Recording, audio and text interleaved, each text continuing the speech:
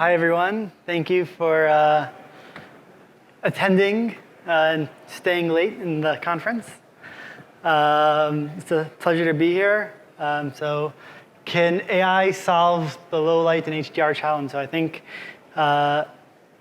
video quality is a challenge that talks to everybody at this conference, at the summit, where it's a true challenge of garbage in, garbage out, right? If the quality of the video feed isn't good, it means computer vision isn't good. It means that you're not getting the most out of the camera, out of the hardware. And we at Visionary.ai are solving that issue with some of the best technology in the world for real-time video enhancement and improving video quality. So to give a little bit of a background of the company, what we do is real-time video enhancement. I like to say steroids for cameras.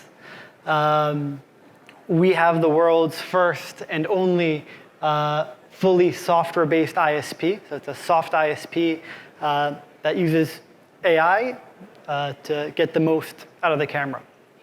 We're based in Israel. Our leadership team holds over 50 patents in AI and computer vision. And we license our IP, our software, to OEMs, chip designers, to improve their cameras and their products. So our vision to make cutting-edge image quality available to all cameras. We believe that AI image processing is the future. I think everybody's seeing that. It's in the mobile world.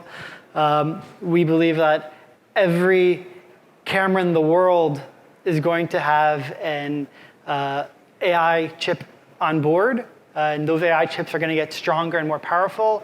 If it's NPUs of Synopsys, Cadence, Qualcomm chips, we see that AI chips are getting stronger and stronger. And that's also going to make the video quality better and better and perform better in difficult conditions and to get more out of the cameras.